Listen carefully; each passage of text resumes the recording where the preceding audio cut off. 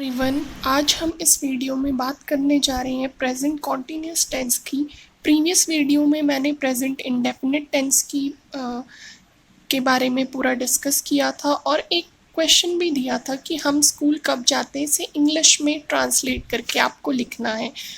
तो इसका आंसर है when do we go to school question mark. तो आइए शुरुआत करते हैं प्रेजेंट कॉन्टिन्यूस टेंस की। तो प्रेजेंट कॉन्टिन्यूस टेंस की आइडेंटिफिकेशन क्या होती है?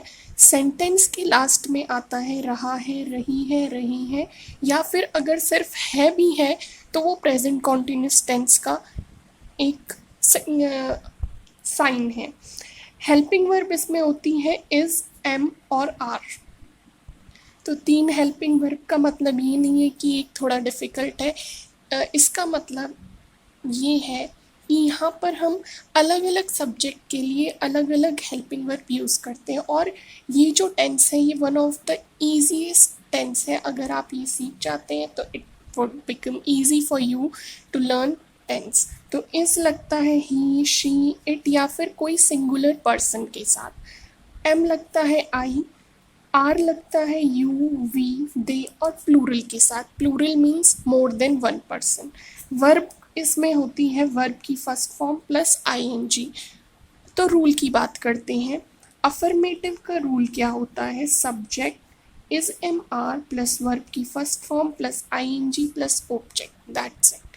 फॉर एग्जाम्पल, राधा बातें कर रही है तो राधा इज सब्जेक्ट और राधा अकेली लड़की है जो इसमें सब्जेक्ट है। तो यहाँ पर हम राधा के साथ लगाएंगे इज, क्योंकि इज लगता है सिंगुलर के साथ। तो राधा इज बातें करने को बोलते हैं टॉक और आईएनजी टॉकिंग। अगर यहाँ पे लिखा होता कि राधा सीता से, गीता से, किसी से भी बातें कर रही है तो वो ऑब्जेक्ट में आ जाता। तो Radha is talking to Sita, Gita और हूसोएवर। अगला है नेगेटिव सेंटेंस। इसमें सेम टू सेम रूल है, यानी subject is am are, verb की फर्स्ट फॉर्म आईएनजी, ऑब्जेक्ट। लेकिन डिफरेंस क्या है? यहाँ पे नॉट लग जाता है, क्योंकि नेगेटिव सेंटेंस वो होते हैं जिसमें नॉट आता है, नहीं आता है। तो अगर आपने नेगेटिव सेंटेंस की वो वीडियो नहीं देखी है तो मैं लिंक डिस्क्रिप्शन में प्रोवाइड कर दूँगी, you can watch it from there.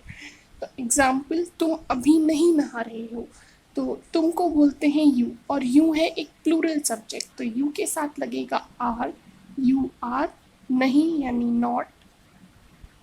फिर उसके बाद आता है वर्ब यानी नहाना, तो बात, फिर आईएनजी और लास्ट में ऑब्जेक्ट अभी। You are not bathing now. तो ये था नेगेटिव सेंटेंस।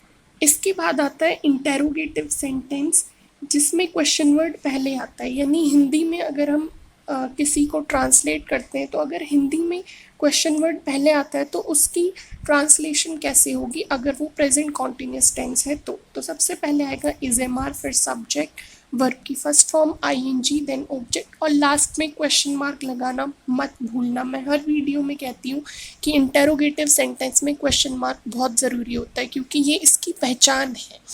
तो अब इसमें क्वेश्चन वर्ड पहले आया है और रही है तो इट मीन्स प्रेजेंट कॉन्टिन्यूस का इंटेरोगेटिव का जो पहले आता है जिसमें क्वेश्चन वर्ड, उसका हमें फॉर्मूला रूल देखना है।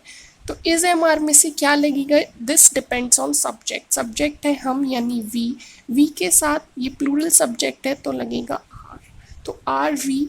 फिर उसके बाद वर्ब, इसमें है जाना यानी गो, फिर आईएनजी और आगरा, तो आर वी गोइंग। आगरा थोड़ा अजीब लग रहा है तो यहाँ पे हमने टू लगा दिया, तो are we going to Agra question mark. इसके बाद हमने ये तो बात कर ली कि जिसमें पहले आता है क्वेश्चन वर्ड उसको हम ट्रांसलेट कैसे करेंगे, लेकिन जिसमें बीच में क्वेश्चन वर्ड आता है उसे कैसे ट्रांसलेट किया जाना चाहिए वो देखते हैं।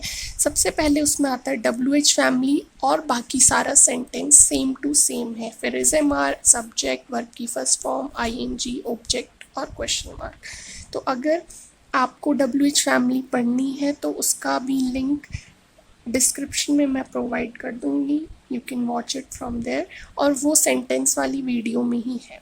तो एग्जाम्पल है वे किस लिए यहाँ आ रहे हैं, तो किस लिए को हम बोलते हैं वाई, यहाँ को बोलते हैं हियर, आने को बोलते हैं कम, तो अब और वे को बोलते हैं दे। तो अब आपको इसकी इंग्लिश, इसको ट्रांसलेट करके कमेंट सेक्शन में बताना है, चाहे गलत हो या सही हो, आपको उसमें लिखना है। मैं आपको बताऊंगी कि इसका सही ट्रांसलेशन क्या होगा नेक्स्ट वीडियो में। तब तक के लिए thank you so much for watching the video and wait for the another video. और अगर पसंद आई हो तो लाइक ज़रूर कीजिएगा, एंड अगर नए हो इस चैनल में तो सब्सक्राइब ज़रूर कीजिएगा। Thank you so much.